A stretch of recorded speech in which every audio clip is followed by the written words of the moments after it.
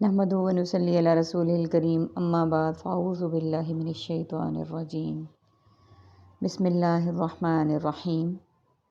سورۃ الانعام کی آیت نمبر 88 سے آج کے سبق کا آغاز کریں گے۔ رب اشرح لی صدری ویسر لی امری واحلل عقدۃ من لسانی یفقہوا قولی رب زدنی علما رب زدنی علما رب زدنی علما۔ اللہم فقہنا فی الدین اللہم فقہنا فی الدین اللہم فقہنا فی الدین۔ اعوذ باللہ السمیع العلیم من الشیطان الرجیم من حمزہ ونفخہ ونفثہ۔ ذالک یہ ہدی اللہ، اللہ کی ہدایت ہے، یہدی وہ ہدایت دیتا ہے، بہ اس سے، من یشاء جس کو وہ چاہتا ہے، من عبادہ اپنے بندوں میں سے، ولو اور اگر اشرکو یہ سب شرک کرتے، لحبط یقیناً ضائع ہو جاتا۔ سب سے پہلے اس آیت کے میننگز کو دیکھ لیتے ہیں۔ یشاء ماشاء اللہ، انشاء اللہ اور مشیت الہی کے لیے ہم بولتے ہیں۔ عباد ہی عابد، معبود اور عبادت کے لیے استعمال کرتے ہیں۔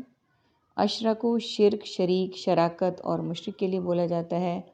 احبطا عربک کا ورڈ ہے ہمارا اس آیت کا، ضائع ہو جاتا۔ آیت نمبر 88 میں اللہ سبحانہ وتعالیٰ فرما رہے ہیں کہ جن انبیاء کا نام پچھلی آیات میں لیا گیا وہ ٹوٹل 18 انبیاء تھے، جیسا کہ ہم پڑھ چکے ہیں۔ حضرت ابراہیم علیہ السلام، حضرت زکریا، یحییٰ، عیسیٰ، الیاس، اسماعیل، یسوع، یونس، لوط، اور اس کے علاوہ ان کے آباء و اجداد، ان کی اولاد اور ان کے بھائی، ان سب کو مخاطب کیا گیا تھا پچھلی آیات میں۔ اب وہی تسلسل آگے جاری ہے کہ یہ اللہ کی ہدایت ہے، یعنی اللہ سبحانہ وتعالیٰ نے یہ ان کو ہدایت دی ہوئی ہے، اپنے ان خاص بندوں کو، ان انبیاء کو جن کے نام میں نے لیے ابھی، ان کے آباء و اجداد کو، ان کی اولاد کو اور ان کے بھائیوں کو۔ اور وہ ہدایت دیتا ہے اس کو جس کو چاہتا ہے، یعنی یہ ہدایت اس کی مخصوص ہے ان لوگوں کے لیے جو ہدایت لینا چاہیں، اور وہ جس کو چاہتا ہے ہدایت دیتا ہے اپنے بندوں میں سے۔ یہ اللہ کی توفیق ہے، یہ اللہ تعالیٰ کی طرف سے گفٹ ہے، انعام ہے۔ اللہ تعالیٰ ہمیں بھی ان لوگوں میں شامل کر دیں جو ہدایت پانے والے ہوں، اور ہمیں بھی، ہمارے دل میں بھی اللہ تعالیٰ یہ لگن بڑے اچھے طریقے سے زندہ و جاوید کر دیں کہ ہم ہدایت کو حاصل کرنے والے بنیں، ہدایت کے متلاشی ہوں، ہدایت کے لیے دعا گو ہوں، ہدایت کے لیے ہم ایفرٹس کریں۔ یہ اللہ کی ہدایت ہے، وہ ہدایت دیتا ہے اس سے جس کو چاہتا ہے اپنے بندوں میں سے۔ اور اگر یہ بھی شرک کرتے، یعنی جن کا نام لیا گیا انبیاء کا، ان کے آباء و اجداد کا، اولاد کا اور ان کے بھائیوں کا، اگر یہ بھی شرک کرتے، یعنی اللہ سبحانہ تعالیٰ کے ساتھ کسی کو شریک ٹھہراتے، غیر اللہ کی عبادت کرتے، بتوں کی پوجا کرتے، یا کسی بھی اور طریقے سے شرک کرتے، تو یقیناً ضائع ہو جاتا۔ کیا ضائع ہو جاتا؟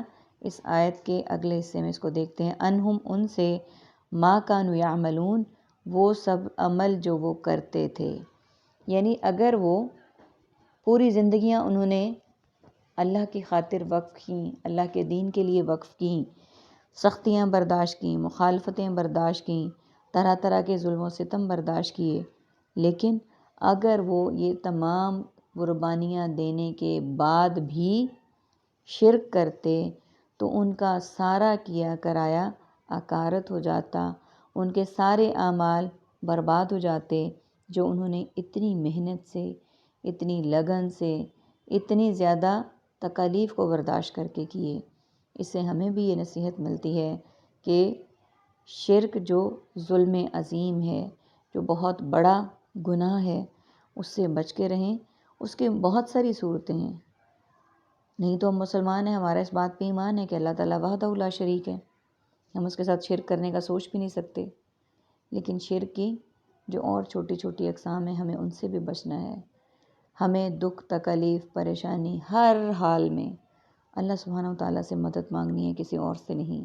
ہمیں اپنا ہر دکھ، پریشانی، ہر معاملہ اللہ سے ڈسکس کرنا ہے، کسی اور سے نہیں، اور ہر بات پہ، ہر حال میں اللہ پہ توکل کرنا ہے، اسی کے آگے جھکنا ہے، اسی کے آگے گڑ گڑانا ہے، کسی انسان کے آگے نہیں، اور اپنے معاملات میں اللہ سبحانہ و تعالیٰ کے احکامات کو پیورٹی دینی ہے، سنتوں کو عمل کرنا ہے، سنتوں پر عمل کرنا ہے، انہیں اڈاپٹ کرنا ہے، اور نبی صلی اللہ علیہ وآلہ وسلم کو اپنی زندگی میں ان کے طریقہ کار کو اپنا لاہ عمل بنانا ہے۔ اگر ہم ان کی خلاف ورزی کرتے ہیں تو وہ بھی ہمارے اللہ سبحانہ تعالیٰ کے احکامات کے خلاف ہے، وہ بھی ہمارے اگینسٹ جا رہا ہے۔